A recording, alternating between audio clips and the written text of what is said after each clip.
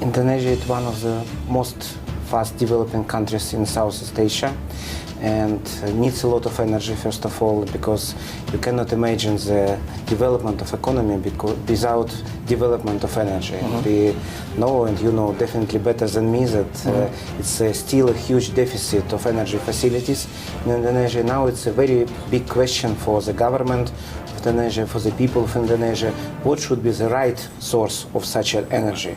Saya sangat menghargai Presiden Putin yang tadi menyampaikan bahwa memberikan jaminan keamanan Indonesia.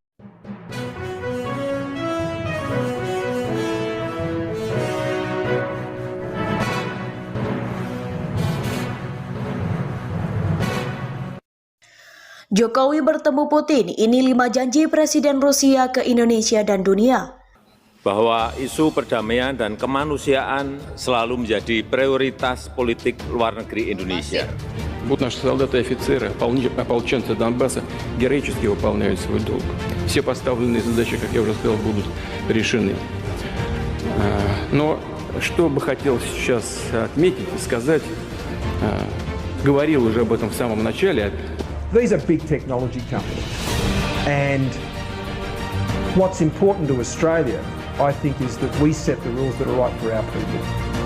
And having a news environment in this country that is one that is sustainable and is supported commercially. Our position is very clear. We urge all parties to start a peaceful dialogue to solve this problem. That is our position, and we look forward and we hope and we pray for a peaceful outcome as soon as possible.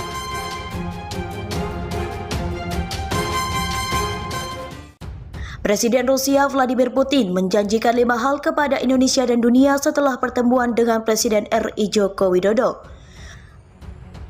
Saat Jokowi ke Rusia, Putin membahas berbagai hal dengan Presiden Indonesia dan menetapkan 5 janji. Yang pertama, kerjasama nuklir. Putin berjanji menjalin kerjasama di bidang nuklir dengan Indonesia melalui perusahaan Rosatom milik negara. Menurutnya, dengan pengalaman, kompetensi dan teknologi yang tak tertandingi, Rosatom State Corporation bersedia mengambil bagian dalam proyek bersama. Di Indonesia banyak perusahaan kami bekerja di sektor energi termasuk di industri pengembangan nuklir nasional. Perusahaan Rosatom milik negara, ujar Putin dalam pidato yang dikutip dari kanal YouTube Presiden Joko Widodo. Rosatom siap bekerja sama dalam proyek bersama, termasuk yang berhubungan dengan penggunaan teknologi nuklir, obat-obatan dan pertanian, imbuhnya. 2. Kerjasama di proyek IKN. Ketika Jokowi bertemu Putin, Presiden Rusia itu juga menjanjikan kerjasama pembangunan ibu kota negara IKN Indonesia di Kalimantan.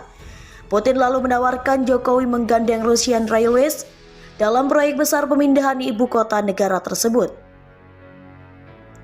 Ada prospek yang bagus tentang bisnis di pengembangan infrastruktur logistik dan transportasi. Khususnya perusahaan Russian Railways dapat bergabung dengan proyek besar pemindahan ibu kota negara Indonesia ke Pulau Kalimantan, kata Putin. Presiden Rusia berusia 69 tahun itu melanjutkan, ibu kota Moskwa dapat menjadi contoh karena menunjukkan perkembangan cepat dan sangat baik. Sebelumnya pada awal pidato, Putin mencontohkan kerjasama proyek Indonesia dan Rusia pada masa lalu seperti pembangunan industri, stadion, rumah sakit, dan institusi penting lainnya di bumi pertiwi. 3. Kerjasama di bidang wisata. Jokowi menurut Putin menaruh perhatian pada sektor kerjasama signifikan seperti wisata budaya dan pertukaran pelajar. Rusia akan memfasilitasinya dengan pelonggaran pembatasan perjalanan pelancong, begitupun dengan kebijakan bebas visa yang sudah ada. Kemungkinan untuk melanjutkan penerbangan langsung dari Moskwa ke Bali juga sedang didiskusikan, ungkap Putin. Fakta bahwa Indonesia adalah negara dengan populasi muslim terbesar di dunia juga membuat Putin berencana meningkatkan dialog antar agama Indonesia-Rusia. Baru-baru ini delegasi dari wilayah muslim Rusia mengunjungi Jakarta untuk pertama kalinya dalam sejarah, ujarnya. Pada awal pidato, Putin menyebut Indonesia sebagai salah satu mitra kunci di kawasan Asia Pasifik. Hubungan Rusia-Indonesia terus berkembang dan sama-sama menguntungkan, ucapnya. 4. Mengembalikan rantai pasokan pangan di dunia. Putin membantah Rusia mengganggu rantai pasokan dan menyebabkan krisis pangan global. Sebaliknya, ia menuding itu adalah konsekuensi dari kebijakan negara-negara lain. Kami berkali-kali menekankan bahwa ketidakseimbangan pasokan pangan di dunia adalah konsekuensi langsung bertahun-tahun dari kebijakan makroekonomi beberapa negara. Emisi yang tidak terkendali, akumulasi utang, dan situasi sejak awal pandemi virus corona. Akan tetapi, negara-negara ini tidak mau mengakui jatuhnya perekonomian mereka akan menggoyahkan stabilitas pangan dunia. Dengan menjatuhkan pembatasan ekspor pupuk Rusia dan Belarus, menghalangi ekspor gandum Rusia ke dunia yang membuat rumit pasar dan muatan kargo kapal pembawa pupuk. Meski begitu, Putin berjanji membawa Rusia tetap memproduksi dan mengekspor bahan pangan sesuai kebutuhan dunia. Rusia kembali dan tetap menjadi satu-satunya produsen dan eksportir produk makanan terbesar di dunia. Pengiriman produk pertanian kami tersebar ke 161 negara. Tahun lalu ekspor lebih dari 43 juta ton biji-bijian yang 30 juta ton diantaranya adalah gandum. Tahun ini kami memprediksi musim panen biji-bijian yang baik yang membuat kami berkesempatan meningkatkan suplai ke pasar luar negeri hingga 50 juta ton, kata Putin. Lebih lanjut, Putin menjelaskan produk-produk itu akan memenuhi kebutuhan petani negara-negara sahabat termasuk Indonesia. Selain biji-bijian, Rusia juga bakal mengekspor nitrogen, fosfat kalium, dan bahan pupuk mentah. Rusia menyumbang 11% pupuk mineral ke dunia dan untuk beberapa barang melebihi 20%. Tahun lalu kami mengirim 37 ton produk ini ke luar negeri, kata Putin. Kami sangat ingin melanjutkan kontrak dan kewajiban untuk menyuplai makanan, pupuk, dan sumber energi serta bahan-bahan pokok lain. Kami dalam diskusi sangat mempertimbangkan untuk mengembalikan rantai pasokan yang terganggu akibat sanksi. 5. Pembentukan zona perdagangan bebas dengan Indonesia.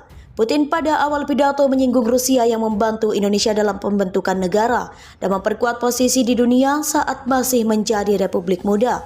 Kini, presiden yang memimpin Rusia sejak 2012 itu melirik peningkatan kerjasama dagang dengan Indonesia.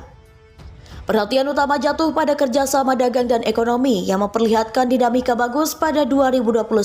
Contohnya, perdagangan bilateral meningkat mencapai lebih dari 40%. Kemudian di 5 bulan pertama tahun ini, kenaikan perdagangan bilateral menembus 65%. Dalam konteks ini, kedua pihak menyatakan ketertarikan yang sama terhadap peningkatan komisi bersama Indonesia-Rusia dalam perdagangan, ekonomi, dan teknik. Putin mencontohkan peningkatan kerjasama dagang antara Indonesia dengan Rusia adalah pembentukan zona perdagangan bebas antara Indonesia dengan Eurasia.